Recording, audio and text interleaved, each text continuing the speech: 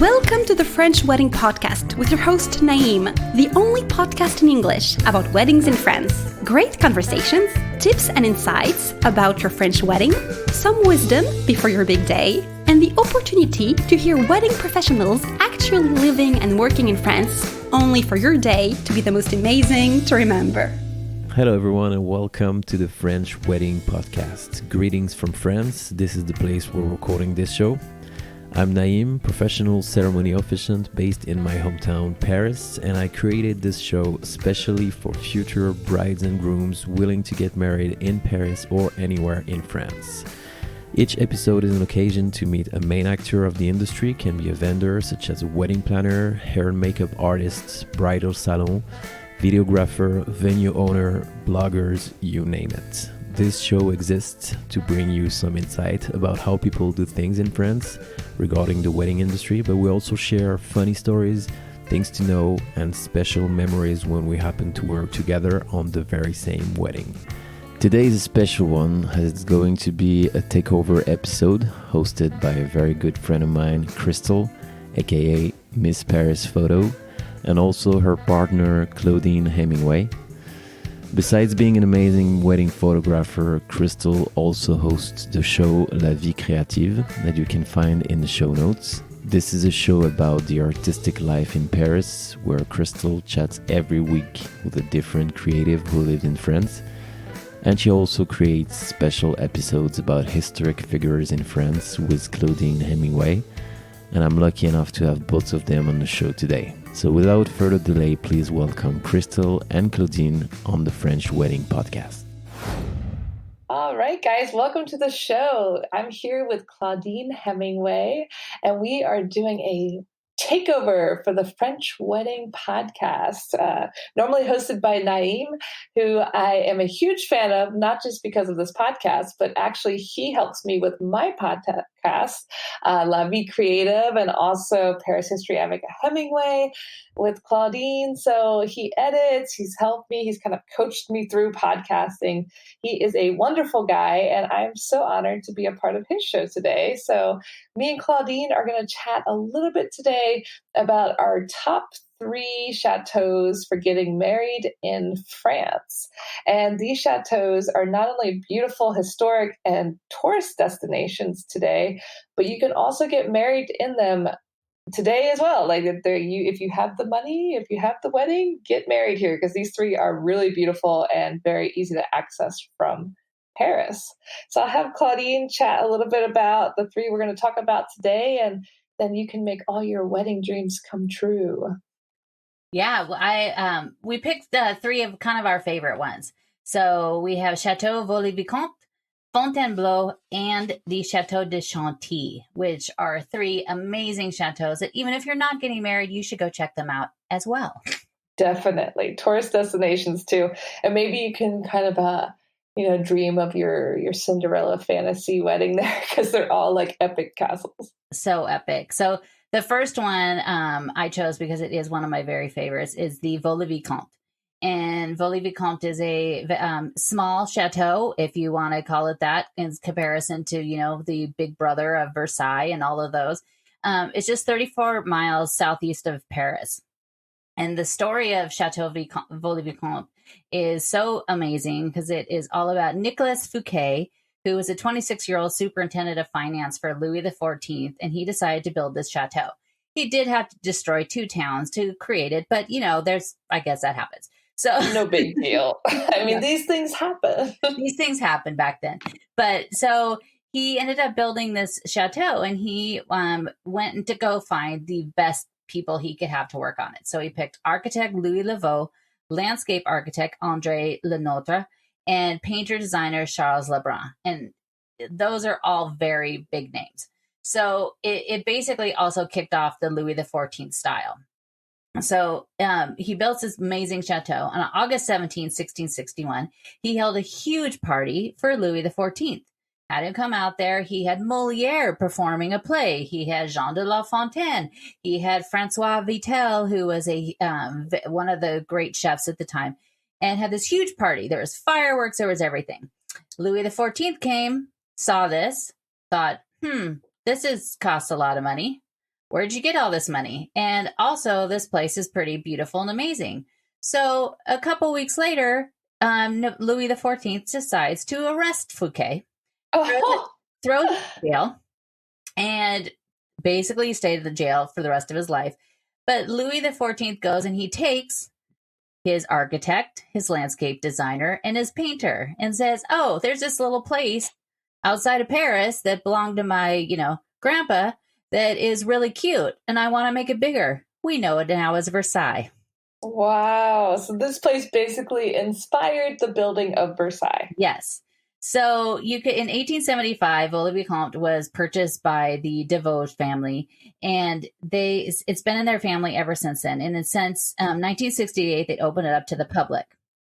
And the gardens outside of here are just phenomenal. There's a pond that has a big gold gilded crown in it, which is pretty stunning. But the gardens just stretch out and they just go on forever. And it was André Lenotre's one of his favorite things that he had done. So since the family has owned it and it is privately owned, you can go in there and you could rent it. So you could go from having the smallest room in the entire chateau, the Cabinet des Jeux, for 12 people, or you could book the entire property. I like that you have options. You have options. If you want to just have a small intimate wedding of 12 people, you could do that, or you could buy the whole property or purchase it. And I'm sure it is a lot of money. But, you only get married once. I mean, and also I feel like it won't be as much money as it would be in America because I find a lot of things in France are much cheaper comparatively when it comes to weddings. It's almost shocking. It's like, wow, because weddings we pay so much in the States. Oh, yeah. So even though I'm sure this is expensive, it's probably not as bad as having a castle in Pennsylvania, for example. Oh, yeah, for sure. I mean, it was just, if you've ever watched the TV show Versailles, which is going to come up a couple times in this episode, but the TV show Versailles was really well done. It just completed, I think, like last year. But they use Vaux-le-Vicomte a lot of times for the interior scenes. It's supposed to be Versailles. Mm-hmm. So it's privately owned, easier to film. Yeah, it's way easier to film. But the chateau itself is just absolutely amazing. The family has done an amazing job on updating it and restoring it. And it's really, you have this one main room. I'm sure you've taken pictures in there, but there's this one main room like you could get married in that overlooks the garden, has these beautiful, trompe-l'oeil painted all the way around it. It has busts and statues and paintings, and you could basically book the whole entire place and have your wedding there. It's huge. And like you said, it's absolutely gorgeous. As a wedding photographer, I'm dying to shoot a wedding there. So if anyone plans to get married there anytime soon, call me because I've only got to shoot it as myself. And wow, it is very beautiful and not far from Paris. So your guests and yourself can enjoy Paris before and after your wedding. Yeah, it's great. They have 12 different spaces that you could book out for. So, I mean, you could have up to 350 people. Obviously, if you take the whole location, you could have a lot more. But I mean, everything about it is absolutely beautiful. And if you want to have that fairy tale chateau wedding in Paris, this is the number one place to do it because it is privately owned. There's so many ways that you could make that work for you. You can do whatever you want, basically. Yeah. I've seen beautiful footage of people like flying in on helicopters and they put candles all across the garden and make outdoor seating. I mean, it's just, the sky is the limit with this place. Yeah. And you don't have to worry about Louis XIV getting upset and throwing you in jail. Yeah, we're past that. I feel a little bad for that guy, but not really since he destroyed 2 towns to put it there. Yeah, but he didn't. It was found later that it didn't have anything to do with him taking money from Louis XIV to have it built. Oh, so really he just wanted him gone. Yeah, he just went. Well, Louis XIV was a little bit jealous about things and he didn't want anybody to show him up. But, it's interesting that it was before Versailles. So Versailles was just this tiny hunting lodge. And then because basically he goes to Vaux-le-Vicomte and sees this, beautiful place that Fouquet creates, he just thinks, I guess I should make my own. Yeah. And bigger. I love it. Bigger is better. Bigger is better. So the second one of my favorites is Fontainebleau, which is 34 miles southeast of Paris. Again, very easy to get to. And the Fontainebleau chateau goes back to the Middle Ages, and it's mentioned as far back as 1132. And it has been known as the true dwelling of the kings. And it is known that because basically most of all the kings of France after Francois Premier have lived there at one point. So Francois Premier decided when he came back to France after he was captured in Spain, he comes back and he decides that he really loves this because it's, Fontainebleau, if you know it, you also know of the forest, and it's surrounded by 50,000 acres of forest. Wow. And so he'd like to go out there and he liked to spend his time hunting and, the pleasure gardens and all of this stuff. And so he thought, this is, a really great place. I'm going to, build this up. So they had only a small part of it remains from the original chateau of the Middle Ages, and they've totally incorporated into the hotel. You wouldn't really notice it except for like the outside from an inner courtyard. Mm-hmm. But from Francois I to Napoleon III, each of them have added touches onto the chateau and added on wings and staircases, and there's every style from Renaissance to Louis Philippe style. That's wild. I mean, I love that everything is mixed in one place. So if you're really looking for somewhere that everyone's been involved in history, I think this would be your place. Yeah, and it's another one of those really fantastic places that you should definitely go visit. That's not going to have the traffic of Versailles. Mm-hmm, mm-hmm. And they have the most furniture from that period as well, right? Yeah, it was, for the most part, it was kind of left untouched during the Revolution. And then because it's been redone so many times, Francois Premier and Napoleon Bonaparte and Napoleon III were the ones that definitely made the most changes to it. And because the Napoleons were after the Revolution, you have a lot of that stuff still remaining. It's a beautiful place. I love just going and walking around the gardens and the forest. And I mean, they also have a great market and a great city there. So if you just want like a little weekend getaway, maybe you could renew your vows there. I mean, there's so many options. Yeah, it's so beautiful. And it's very quiet. It's you don't have, the last time I went there, I think maybe I saw 2 or 3 people in the chateau at the same time as me. Oh, it's never busy. It's not like Versailles where it's crazy lines and crazy tour groups. Like that's why I prefer this place is because there's no one there. Yeah, you really have it. And then, for me, it's like, I love that there's just so much history. Like you could walk into one room and you see all the F's on the wall, carved out in wood because that was what Francois Premier did. And then you go to another place and it's Napoleon. So you really get to walk through these multi centuries of all of these great, what these kings of France and what they left behind.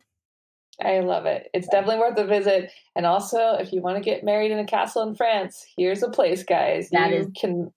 You will not be sad about getting married there for sure. No. And it, in and of itself, it has seen its own weddings and it's seen the births of future kings.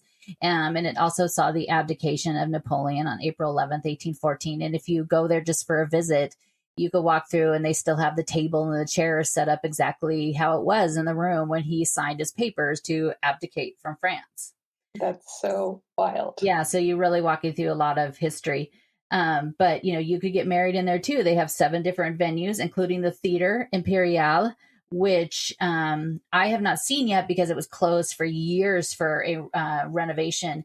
But Napoleon III had built this theater, and it's just like absolutely beautiful and stunning. And you could actually have your wedding in the theater. Okay, I'm rethinking my wedding in Italy, guys. Let me just go on over to Fontainebleau. Yeah, I am an event planner too. I could plan that for you. Yeah, exactly. Bring the team, your American team, to France. Yeah, but there's also the Chapelle de la Trinité, and you could get married in there as well. But there's also the gardens and the grounds. It is open to the public, but the grounds are huge.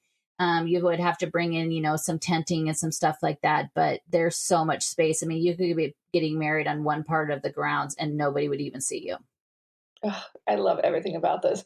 And once again, if you don't want to pay to rent an entire castle, as a photographer, I know many people just do like a little officiant thing in the garden, and, very small group, or even like a vow renewal. These are all great locations because the gardens are huge and you could easily do that with an officiant. Yeah, I mean, it's so beautiful.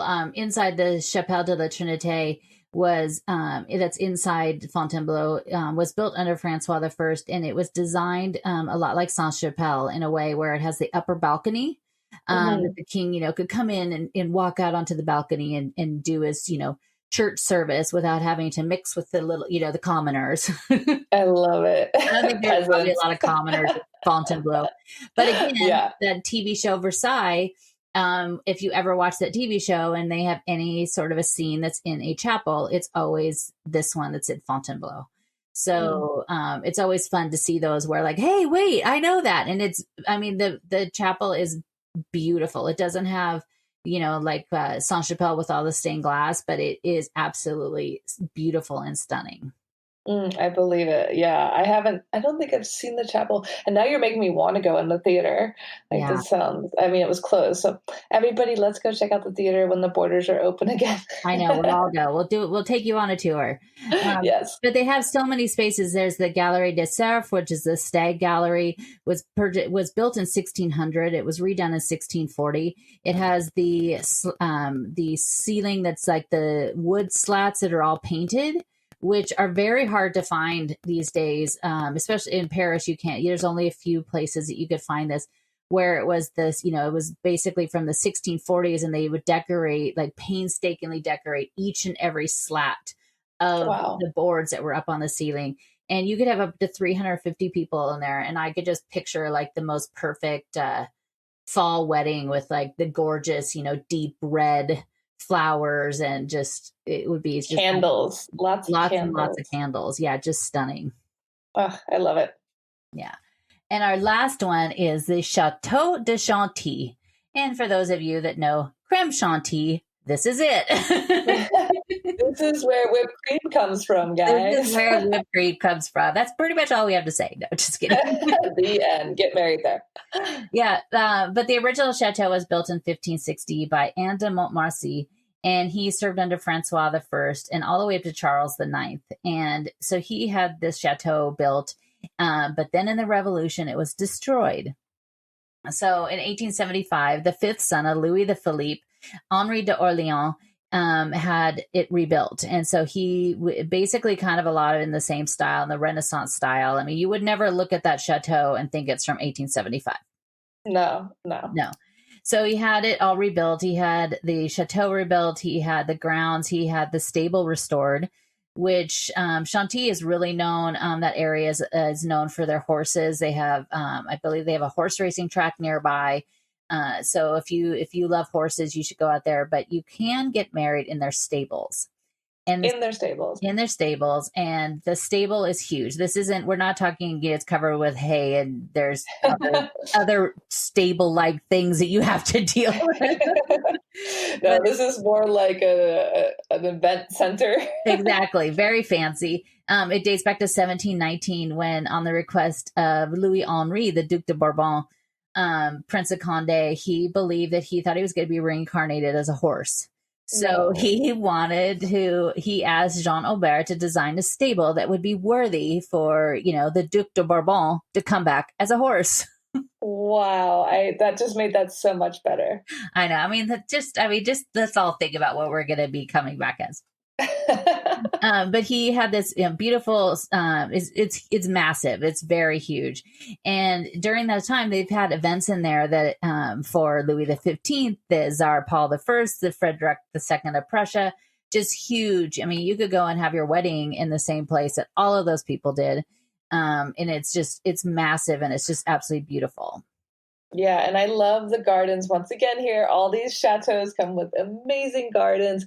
And also, just if you go to visit, like you said, it's very much like an equestrian center. They have horse racing. They have horse tricks, like the horses do shows. And it's right next to the castle, so you can go in there and watch the horse shows. And it's just an amazing place. Yeah, it's so beautiful. And you could actually have, they have indoor space. Of these three, they have the largest indoor space that you could have. So you could have up to 700 people. In some of their spaces. There's the smaller spaces, you could go from anywhere from 50 to 600 people. So when he passed away, he ended up leaving the entire place to the Institut de France. My favorite building on the other side of the Pont des Arts with the dome, that's the Institut de France. So he ended up leaving the entire building, everything in it, his content of his massive book collection, his art collection, everything. He left it all to them and said that it had to be kept the same way. So inside the chateau, there's the Musée de Condé, which is one of the largest art collections in France after the Louvre. Oh, I had no idea. Yeah, so it's huge, and there's like the French and Italian masters. There's Fra Angelico, Anton Watteau, Nicolas Poussin, Raphael, everything, and you could get married amongst all of them. This is 10 times better. And that's one of my favorite rooms in the castle too. It's wow, that room, it does remind me of the Louvre because the walls are just covered in paintings. It's beautiful. If you want to see what the Louvre looked like before the Louvre is what it is today, go there because it literally is like floor to ceiling paintings. They're not hung in any rhyme or reason. They were left with his intent that they cannot change. It has to leave. It has to be, it's not like he has this is the room of the Italian masters. It's just kind of all over the place. And the paintings can never leave. So they can never loan out these paintings to a different museum or go anywhere else. So, it's definitely for an art aficionado, it's definitely a place to go see as well. Yeah, that would be the place to get married. If you love art, horses, and 800 people, 700 people you want to invite to your wedding. Yeah, I mean, this is your venue. One room that's red, the walls are red. Mm-hmm. I could just imagine like a small wedding in there. And again, lots and lots of candles, and it would just be stunning. Well, that's what's great about all three of these castles is they have different packages for the amount of people you want and the amount of space you need. So don't feel like you have to rent an entire castle and it's impossible to get married in these places.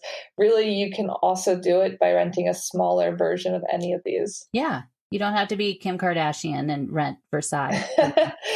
She wanted to get married in France, but they have that whole rule about 90 days to make it actually legal here. So she went to Italy. Oh. Yeah.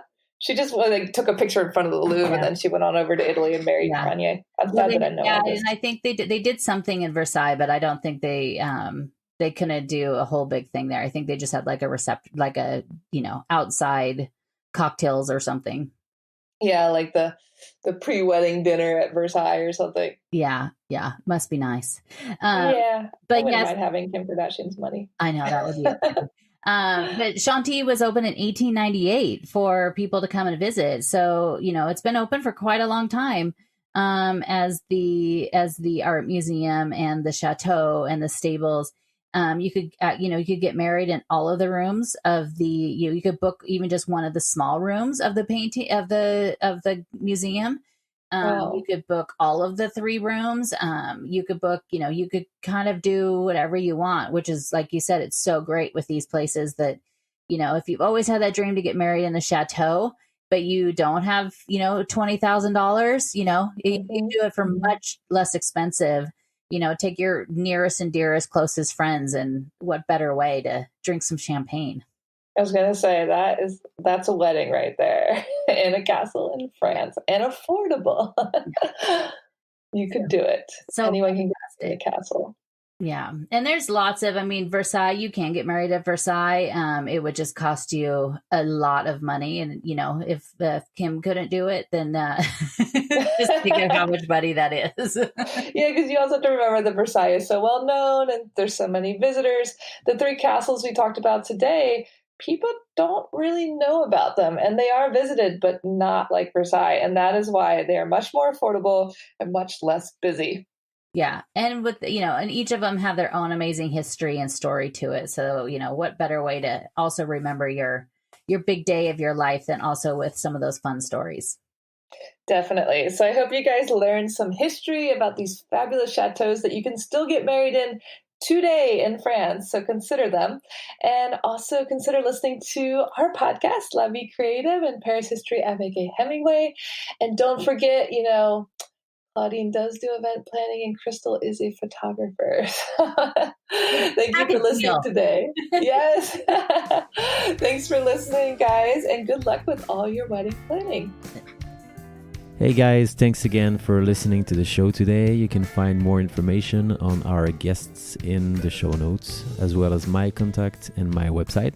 If you have any questions regarding your French wedding, I'm happy to help. Also, please do not hesitate to leave a review for the show. There's also a link for that. That will literally take 1 minute of your precious time and will mean the world to me.